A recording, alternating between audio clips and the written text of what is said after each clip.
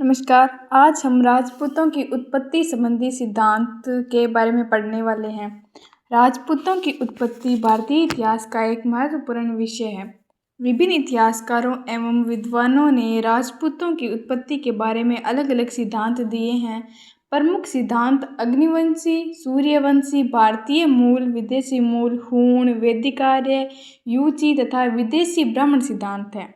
सबसे पहले हम प्रमुख सिद्धांत के बारे में बात करने वाले हैं, जो है चंद बरदाई का अग्निवंशी सिद्धांत। चंद बरदाई वह है जिन्होंने पृथ्वीराज रासो नामक पुस्तक लिखी है, जिन्होंने जब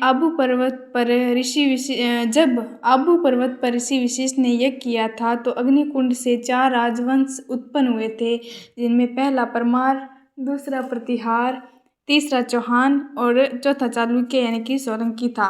इसीलिए उन्हें अग्निवंशी राजपूत कहा गया। चंदबरदाई ने 36 राजपूत राजवंशों का उल्लेख किया है। ऐसा सच में नहीं माना जाता कि अग्निकुंड में जैसे हाथ पर जो ऋषि विशिष्ट है और कुछ मंत्र फूंकते हैं और ऐसे डालते हैं तो 4 वंशों का वंश उत्पन्न हो जाते हैं, ऐसा नहीं है। इसमें कहानी के तौर पर दर्शाया गया है, क्योंकि असल में ऐसा हो सकता है। हम सोच सकते हैं कि ऋषि वशिष्ठ ने प्रमुख 4 जो या फिर कोई व्यक्ति होंगे या फिर कोई जाति होगी 4 या फिर कुछ योद्धा होंगे 4, जिनका नाम परमार, प्रतिहार, चौहान या चालुक्य है, उनको चुना गया होगा। जिसमें ऋषि वशिष्ठ ने जो यज्ञ किया था अग्निकुंड का, उसमें कोई बुरे लोग यानी कि राक्षस या बुरे लोगों ने विघ्न डालने की कोशिश की थी और उनको रोकने के लिए ही इन 4 जातियों को उत्पन्न किया गया था। यानी कि समाज में शांति भंग ना हो, राजस्थान में शांति भंग ना हो, भारत में शांति भंग ना हो, इसीलिए इन वंशों की उत्पत्ति की गई थी। और वैसे भी देखने को मिलता है कि चौहान वंशों ने बहुत सारे युद्धों में जीत हासिल की है। और अब आगे दूसरा हम नयनचंद सूरी का सूर्यवंशी सिद्धांत के बारे में जानते हैं। आगे हम नयनचंद्र सूरी का सूर्यवंशी सिद्धांत जिसको पढ़ने वाले हैं, उसमें कहते हैं कि राजपूतों की उत्पत्ति सूर्य से मानी जाती है। राजपूतों को सूर्यवंशी कहा जाता है और यह सिद्धांत राजपूतों को गौरवशाली वंश परंपरा को दर्शाता है। तो नयनचंद्र सूरी का तर्क था कि राजपूत प्राचीन सूर्यवंशी क्षत्रियों, विशेषकर भगवान राम के वंशज थे, इसीलिए उन्हें सूर्यवंशी कहा जाता है।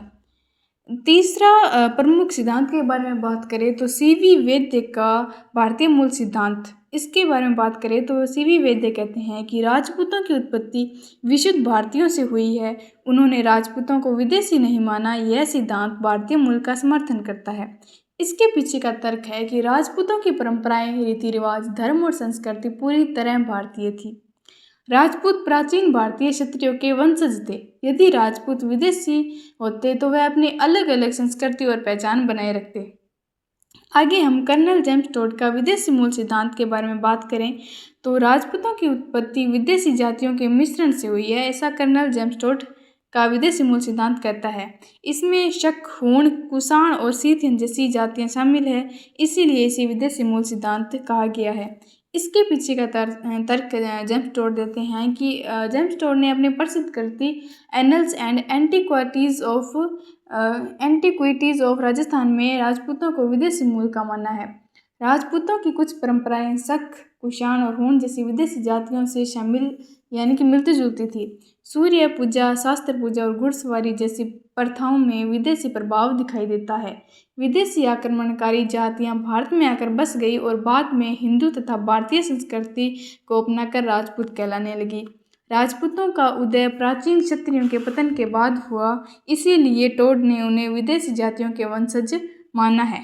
आगे हम बात करते हैं डॉक्टर वी ए स्मिथ का हूण सिद्धांत के बारे में बात करते हैं। तो कहते हैं कि राजपूत हूणों की संतान है। उन्होंने राजपूतों का संबंध हूण जाति से जोड़ा है।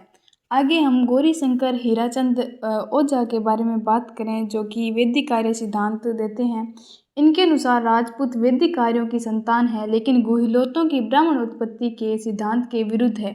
अलेक्जेंडर कनिंघम इन्होंने ब्रोंच गुर्जर नामक एक ताम्रपत्र के आधार पर राजपूतों को यूची जाति का वंशज मानते हुए इनका संबंध कुषाण जाति से जोड़ा है। Doctor D.R. भंडारकर, इनके अनुसार राजपूतों चौहानों की उत्पत्ति विदेशी ब्राह्मण से हुई है। और ध्यान रहे, चंदेल राजवंश ने अपना इतिहास मिथि के अग्निकुंड से नहीं जोड़ा है। आगे हम बात करते हैं।